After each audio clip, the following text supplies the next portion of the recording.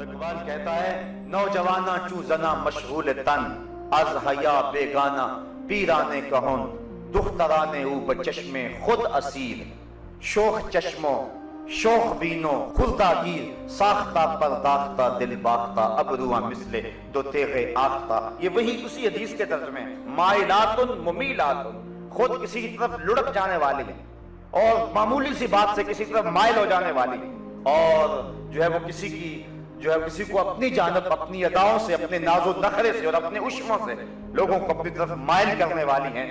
اور حضور نے ارشاد فرمایا کہ یہ عورتیں اپنے سروں پر اس طرح جوڑے رکھیں گی. دیکھیے حضور نے 1400 سال قبل ہی یہ بات بتا دی جس طرح بختی اونٹوں کی کوہانیں ہوتی، اور فرمایا کہ یہ عورتیں ایسی ہیں جو جنت میں جانا تو دور کی بات ہے، جنت کی خوشبو بھی نہیں پا سکیں. آج اپنے لباس کو ترک کر دیں، آج حیا کی چادر پھاڑ کے پھینک دیں، جو کرنا ہے کر لیں، اس مغرب کے معاشرے کے پیچھے لگ جائیں، لیکن حضور کے اس فرمان کو نظر میں رکھیں کہ قیامت کے دن پھر کتنی رسوائی ہوگی ان عورتوں کی جنہوں نے حیا کی چادر کو اتار کے پھینک دیا. بلکہ آئیے ہم حضور کے دور کو دیکھتے ہیں. ابو داؤد شریف کے اندر روایت ہے کہ ایک خاتون کا بیٹا شہید ہو گیا کسی جنگ کے اندر، تو حضور کی خدمت میں وہ حاضر ہوئی، لیکن اپنے جوان بیٹے کی وفات پر اور اس کی شہادت پر حضور کی خدمت میں جب حاضر ہوئی تو صحابہ نے کیا دیکھا کہ اس کا پورا جسم جو تھا وہ پردے میں لپٹا ہوا تھا. تو بیٹے کی وفات پر باوجود کے دکھ اور تکلیف کی کیفیت میں بعض اوقات شرعی ضابطے لوگوں سے چھوٹ جاتے ہیں، لیکن اس نے اپنے پردے کا خوب اہتمام کیا ہوا تھا. صحابہ نے تعجب کرتے ہوئے، اور تعجب جو تھا اس کو تحسین کی نظر سے دیکھتے ہوئے کہا کہ تو نے اس حالت کے اندر بھی اپنے پردے کا اتنا التزام کیا ہے.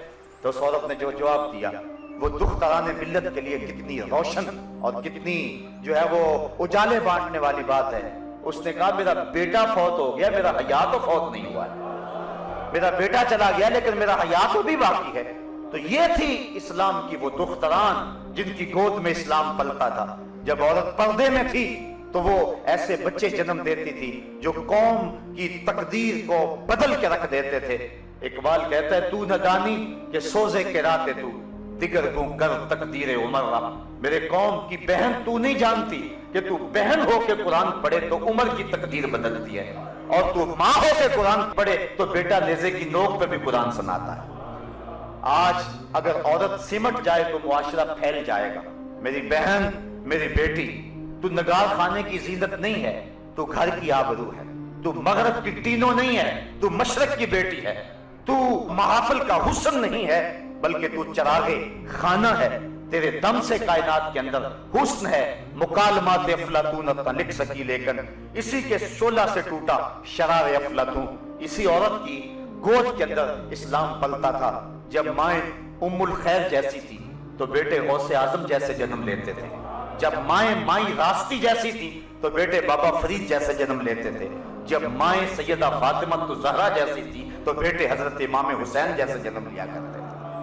جب ماں قرآن کھول کے تلاوت کرتی تھی اور بیٹے کو لوئیاں دیا کرتی تھی تو بیٹے وقت کے باعزید ہوا کرتے تھے. لیکن جب مائیں ایک طرف بیٹے کو دودھ پلا رہی اور دوسری طرف تھرکتی ہوئی تصویروں پہ نظر جمی ہوئی ہے تو پھر بیٹے وقت کے باعزید تو نہیں ہوں گے، وہ اداکار اور ایکٹر ہی بنیں گے، وہ بے حیا ہی بنیں گے. حیا کا مادہ ان کی آنکھ پہ نہیں ہوگا. تو اللہ تعالیٰ جل شانہ نے خاص طور پہ ارشاد فرمایا اور عورتوں کو کہا کہ وہ اپنی نظر کو نیچا رکھیں وَيَحْفَظْنَ فُرُوجَهُنَّ، اور اپنی پارسائی کی حفاظت کریں. سب سے قیمتی جوہر کسی شخص کی آبرو ہے، اگر آبرو باقی نہ رہی تو کیا باقی رہا. وَلَا